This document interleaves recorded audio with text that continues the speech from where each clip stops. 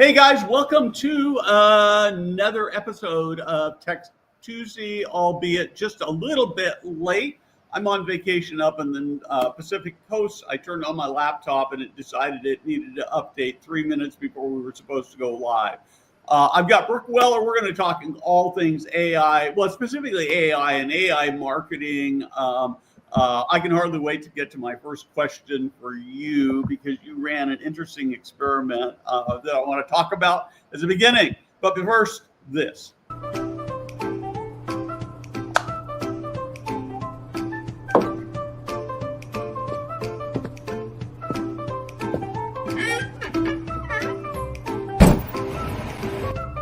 Hey guys, Steve Moran here.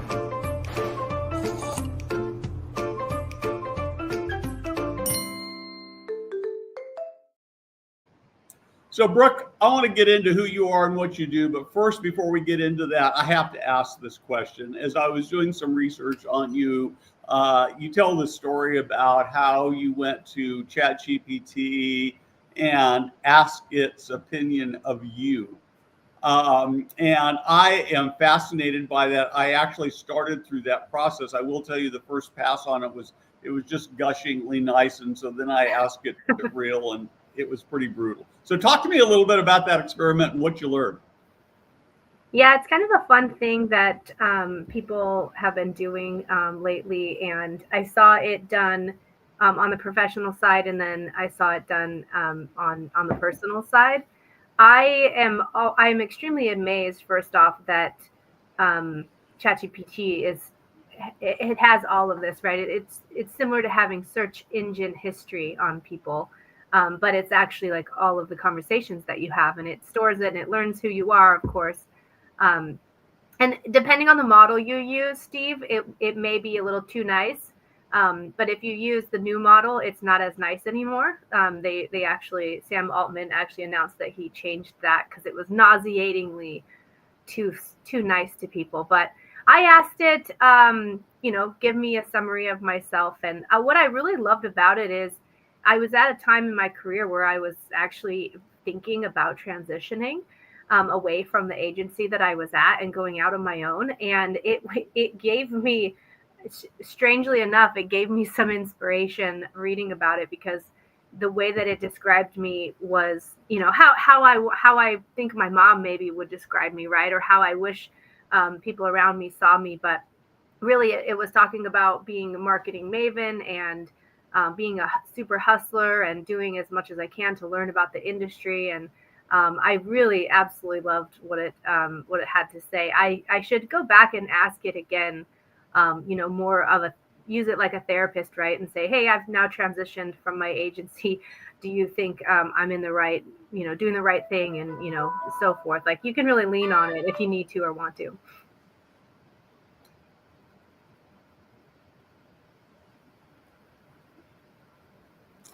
Hold on a second. I just lost all my sound. I can hear you. Okay, there we go. What happened to my cell phone rang, and I'm going to turn off my Bluetooth over there because I'm using my headset, and this will make that not happen. Okay, so I love this so much. I will tell you that for writing projects, I tend to use Claude a bit more than I do ChatGPT. And I've had several times where I've been working on a project where I've come to Claude and said, okay, this is what I'm planning on doing. And Claude comes back and says, nah, you've got it all wrong. That's not you at all. And it always sort of shocks me when that happened. I just had this happen yesterday on a couple of articles I'm working on. So anyway, I love this. I think it's a great use of the tool. I hadn't thought of it. Now let's actually back up. Who is Brooke Weller, and what is your passion? So I am, if you, according to ChatGPT, no, I'm just kidding. I am a digital marketing enthusiast. I have worked in the digital marketing industry since the onset of Google Ads itself, or Google AdWords at the time. So when I was early on in my career, my very first boss said, hey, can you figure out this Google AdWords thing? And at that point I said, sure, I was being paid like, $8 an hour or something as a marketing intern. Sure, I'll figure it out. And then as I evolved, the industry evolved. So it was never a stretch for me to learn what was next, what was new. And so I've been in the industry for pretty much almost 20 years. I started while I was in college in digital marketing and then beyond. And I've done everything.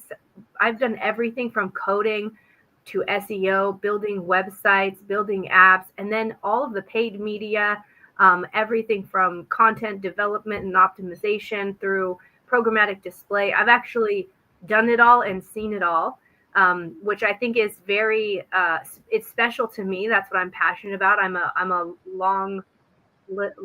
lifelong learner, if you will. And that's why I think that when the AI started coming around is I gravitated towards it so quickly because I have been doing all of the other things for so long. And while all the platforms continue to change and you have to stay on your toes, AI and machine learning just added this extra layer of complexity and a super amazing challenge for me. So that's a little bit about me. I am passionate about AI, but more so I'm passionate about learning new things.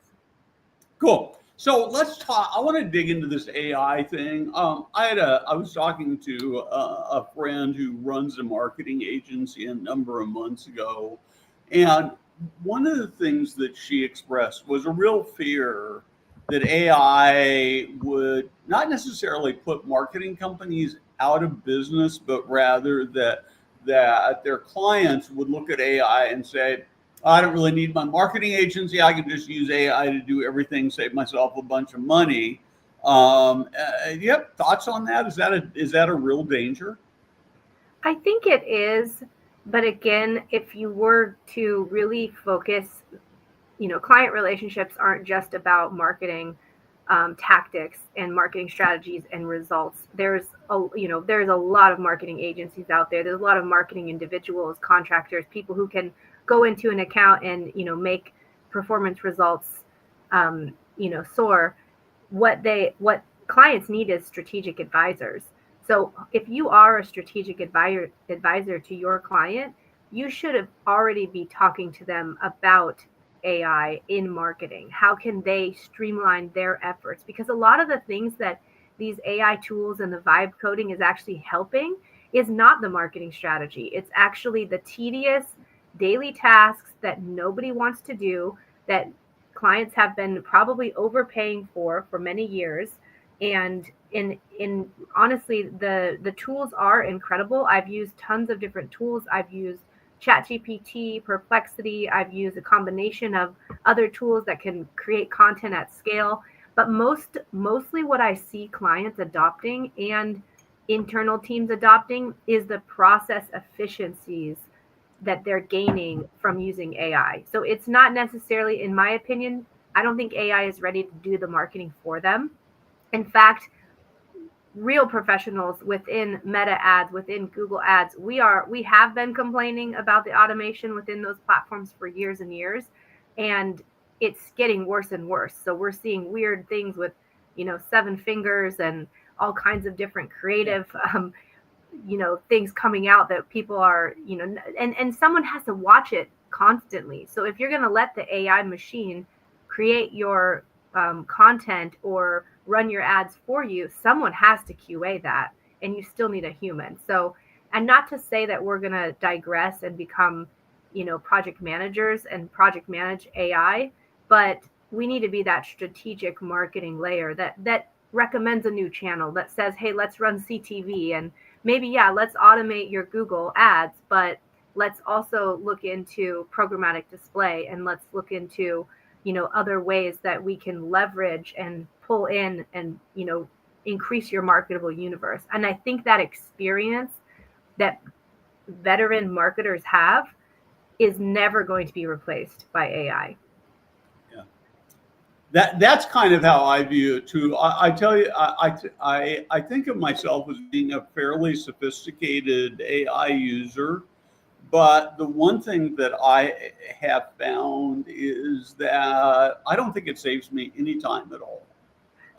I use it to make articles better. And when I sort of get into the weeds on articles, article that I used to be able to knock out in 20 or 30 minutes has become now an hour-long endeavor, because I'll write it, I'll put it into typically into Claude, saying what would you do to make it better, and it comes back with it, and I like some stuff and hate some stuff, and then I go rework it again, and pretty soon I'm an hour into what used to be a 30-minute process. So maybe I'm doing it wrong, but I like to think it actually makes me create a better work product. So, thoughts? I think that it helps with the speed of delivery for sure. I find the same thing. When I know, Jada found me from this speaking opportunity where I was talking about AI marketing assistants, and actually had pre-vetted a couple of these creative tools that, make your ads for you. And while I was doing it, I thought some of them were great, but there's a steep learning curve. You're going to have to spend hours upon hours learning how to make the tools work for you. I just do not think any of the tools are there yet. Without that creative lens, without the digital designer looking at it and knowing what to tweak. But I do think it can get people 50% of the way there. And most of that 50% is in ideation. So if you are trying to, manage many, many things at once, and, some people are a one-man band, and you need to do the content, you need to do the ideation, you need to launch it, you need to make sure the website is active, you need to be doing the SEO, the marketing, all of the things. What I think that 50% that AI can help cover is the ideation and the speed to delivery. Because if you don't know, for example, you can go on ChatGPT and you can ask it, or any of the tools. Perplexity is the best for research, in my opinion. You can ask it to go look at your client's website or your competitors' websites and tell you, what are they writing about? What are they showing up number one in organic search or in these LLMs for? And how can you go backwards, use what they're doing? And back in my day, that competitive analysis, you had to pay for a big, expensive enterprise tool to get that competitive data. And now it's just right at your fingertips. So I think a lot of the time saved is in the research and the ideation. And then you have to layer on your own spin, the human side of it, to make it still readable and still, something that your customers are going to still, we still need to humanize everything. Yeah. So as you are working with clients right now, where do you see? Can you talk to me some sort of very specific use cases? And I want to salt this a little bit by saying that I'm really intrigued by agents and bots. There are some things that I think I should be able to do with ChatGPT that I can't do, and some things that are working. So I like to use polls on LinkedIn, and I keep these documents full of just little snippets of ideas. And so I went to ChatGPT, which is connected to my Google Drive. I asked it to go to a specific Drive document and give me some ideas for polls, and it did a terrific job of that. But I also want to be able to say, hey, I just ran into this woman, Brooke, and I want to send her an email and invite her to be on Tech Tuesday as a guest. And I want it to write that email, put it in my draft box and chat in Gmail. Let me review it and then send it out. I can't seem to figure out how to do that. So I've been in the Google world, and I've also been in the Microsoft world. I think that Copilot in Microsoft is wildly ahead of Gemini in the Google world, but Gemini is getting better. If you can ask ChatGPT or Claude or anyone, any one of the LLMs, you can ask them, how can I do this? And it will tell you step by step how to set it up. So I talked a lot about vibe coding at the conferences that I was at recently, because I'm no superwoman. I don't know any more than everybody else does. And what I am is resourceful. And so I use if I have a question like that, I will go and ask ChatGPT, how can I use Gemini to do this exact workflow, and it will tell you step by step. It might tell you that you need to, create something with Zapier or create something with Notion or Make, but those tools are very inexpensive, and you're paying for credits and tokens, and it's just extremely inexpensive per token. And you can do a lot of testing. And I have my own, someone on my AI forum group taught everybody at the time, this was months ago, how to create their own marketing, or not marketing, but like personal assistant. And I went and built my own personal assistant, and I have, 8, 9 different email inboxes. I have all these different clients. I have school apps. I have all these things happening. And I just went behind the scenes, connected the dots. There's a lot of if-then statements that you need to make within, search in this inbox for this, but don't bring this. And then all of that can be automated. And, spend half a week doing it. And I think that you'll be really happy with the result. But if you ever get stuck, just ask ChatGPT, hey, I want to do this in Gemini. The exact prompt that you just told me, throw it into ChatGPT and it will tell you how to do it. Copilot, on the other hand, all of that those workflows are baked in. I have one client where I actually use one of their computers for security purposes, and it's all Teams. And I have a lot of meetings happening on that side that I need to know, who's on the meeting, what are the stakeholders, what's going on. And I just go to Copilot and I say, prepare me for my week. And it will literally tell me everything. I'll be on a call and I'll say, who did I talk to last week about XYZ? And it will pull that up from my Teams, from my email, from everything. It just pulls it up. It can read transcripts from past meetings and tell you what you said to a client. So I love Copilot for those reasons. Yeah, we operate. It's interesting. We operate in the Google environment. We do a lot of document sharing, and it seems to work a lot better than the Microsoft environment, where you can't have both people working at the same time. And yet, I will tell you that my company was recently sold to ProCare HR, and they're a Microsoft environment, and so we're still sort of I wouldn't even say arm wrestling, but we're having this conversation about whether we stay with Google or make that move. Yeah, I'm not sure I'm really happy with this conversation, because I think you provided some powerful incentives to make the move rather than to stay where we're at. So anyway, I appreciate it. So let's actually talk about. Well, I think. Go ahead. Oh, no, go ahead. No, you started to say something, so go ahead and finish up. I was going to say Gemini is getting there.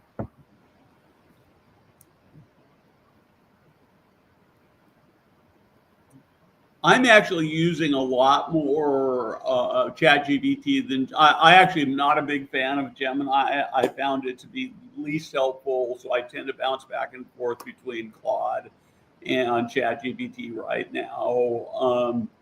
We've done a little bit of work with Gemini as we work on SEO for a personal brand, since it's obviously most closely connected with Google, and we think maybe that gives us an advantage. Nobody really knows for sure, right? So I want to actually dig a little deeper into, I feel like I've been using this sort of my personal coaching call so far. I'd like to talk a little bit about senior living and marketing, and where you see the best use cases for senior living to be using AI in their marketing. Yeah, so I think that the best use of AI is, potentially across predictive analytics, with a little bit of like a marketing operations crossover. So what I have seen in the industry, leveraging all different types of tools in AI and automation, is the lead gen side of it.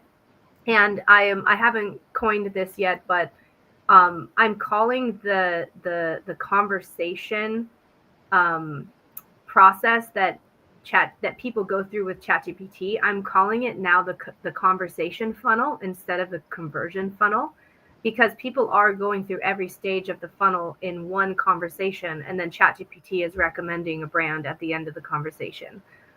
So thinking about that and applying some of the marketing automations for operations and lead gen, I think I think that marketers in the senior living space have a very rare opportunity to speak to the caretakers or the decision makers, and really move forward with a lot of the, personalization and the lead gen reaching out and the communications, from an AI perspective. And sorry if I'm speaking in generalizations. If you want me to be more specific, I would say that there's tools like Hey Reach and Clay and some of these tools that they kind of sit on top of a chat GPT or an LLM, and they help streamline all of the personalization in the lead gen side of things. So you can use it to curate your list of target audiences, and then you can find specific people either on LinkedIn as well as,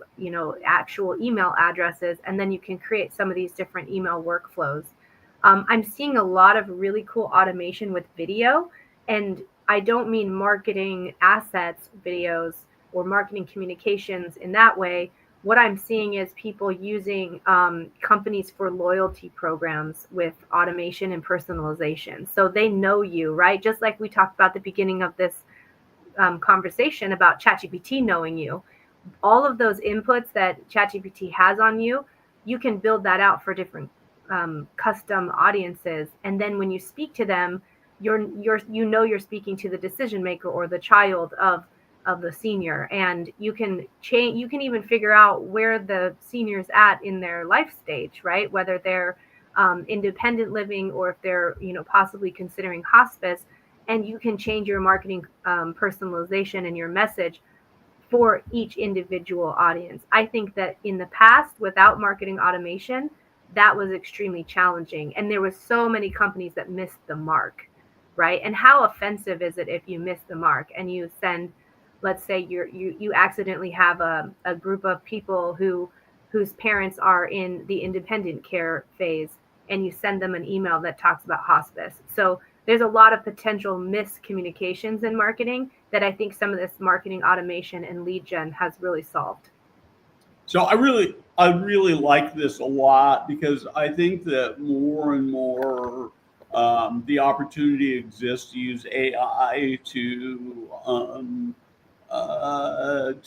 really to go to a personalized viewpoint. And I think that just being able to plug in with your CRM and every conversation, if you have chat, if you're running transcripts on individual prospects, AI can be so useful in just helping you to sort of figure out where to go next in a way that's really going to hit home. I'm reading Laura Reese's book right now about having a strategic enemy, and one of the things that she talks about that I really like a lot is that to be successful, being the best isn't as effective as once was, and that the big thing is we've got to be different. And being different means how do I talk to Brooke in a way that I hit the stuff that's important to her and not the stuff to Jada, who's behind scenes managing this, right? Yeah, you need the individualization and the differentiation. The personal touch. You need the personal touch. Way more with machine learning and AI, we need the personal touch, especially in this industry. And the other thing that I was going to mention, which I am jazzed about, is the AI in healthcare or health monitoring. So predictive health, and I'm kind of going beyond the companies that are in marketing, for example, and now I'm thinking about solutions for residents and solutions for communities that they can use. You could, let's say a community wanted to create some predictive health monitoring, right, for their community members. And that could be a combination of things. It could be based off of actual medical, urine samples, things like that. But if that was something a community could offer, is a different lens of predictive health monitoring instead of the standard reactive methods that these communities tend to lean on, is having that in-house or building something with using AI that could lead to that. I mean, we haven't seen that yet, and I think it's coming. I actually bought a bunch of domains like healthpredict.app and, healthanalyzer.ai. And so I'm waiting for someone to come along and buy it for like $100,000. But anyways, I have been reading a lot of articles about the health industry and where it is going. I think that ties into senior living and mental health and security, right? So as a child of a parent in an independent community, it helps with peace of mind. And if we could somehow be connected, if we are across the country, and we could be, I know it sounds creepy, but if I could monitor my dad's stats from across the country, and I knew that someone was monitoring it and there was an AI layer to his health in his community, I would feel so much less stressed on a daily basis. So if someone hasn't created it, someone should. Yeah, so I agree with you. I just think the opportunity to create more transparency. One of the big challenge. I'm also a senior living community consumer. I've written about it a lot, but my mom was in a small home until she passed away. My stepfather, who's got dementia, spent some time in a big community, and now he's in a small community. And one of the things that you're talking about that I have discovered, even in really good communities, is they do a nice job of taking care of the resident, but what they forget is the family members. And the family members are often the real decision makers. And 100%. So what you're talking about is being able to communicate. And the community where my stepfather is right now, it's a small, just six residents in it. And they do a pretty good job of communicating, but it's all manual and it's all one at a time. And I'm just thinking they could put an AI layer in there that would tie into their their electronic health records, and I could go in and look, and I could maybe even set up my own alerts, right? That would say, let me know this. Yeah, I think it's coming. It's not here yet, but I think it's coming. Maybe I'll be first to market. I mean, I don't know about you, Steve, but I'm in builder mode right now. Any extra time that I have beyond all the clients that I'm supporting and my team supporting, I'm thinking of gaps in the market and in different industries and what I can build and how I can move forward. I love that you just said you sold your company to Procore. I love Procore, by the way. I know a lot of people that work there and they love it. But yeah, I'll tell you the other place, and this is yours to build. Maybe it's somebody in the industry, but this is one of the things that drives me crazy. I spend a lot of time on company web pages, and they all have chatbots.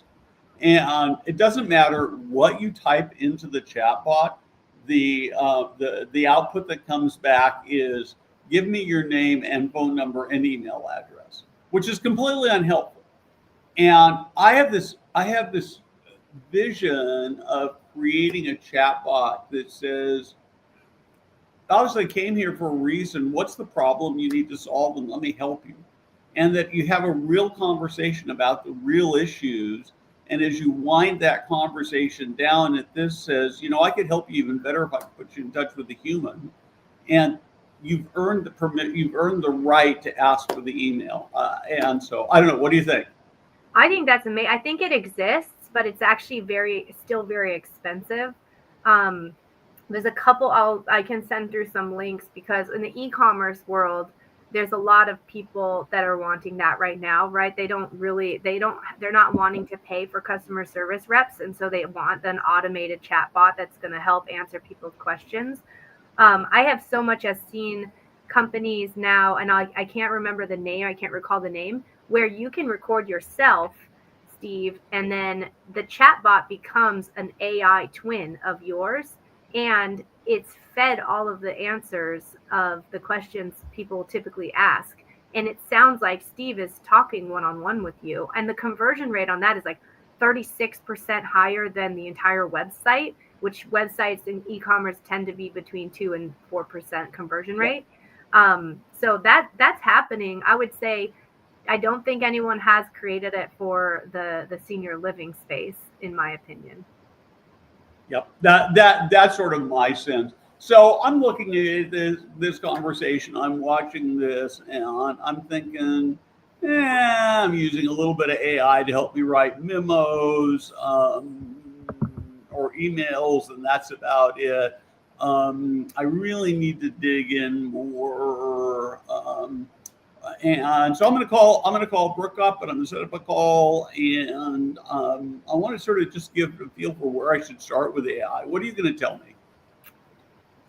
Oh, well, I'm going to tell you to clear your schedule for at least half a week and, just start the process of ideation, building things out like in a blueprint situation, and then lean on the LLMs and the tools that you already have to help you build something bigger. I will, I will tell you right now, this is insane to me.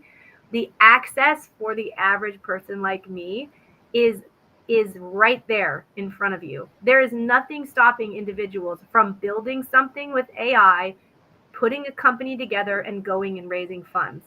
There are so many opportunities in every single vertical to do that. It could be the silliest, smallest thing, but the same thing people say on Shark Tank is if you build something for yourself, other people likely have the same problem, and your tool could fix it.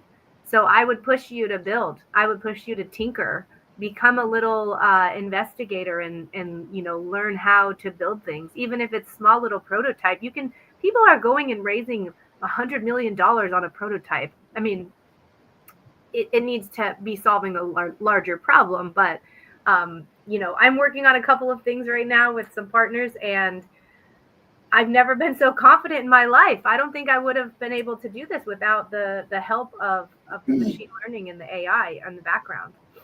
So as you're talking about this, I'm thinking that probably 8 or 10 years ago, there was this explosion of online learning companies, and people were creating courses and selling them.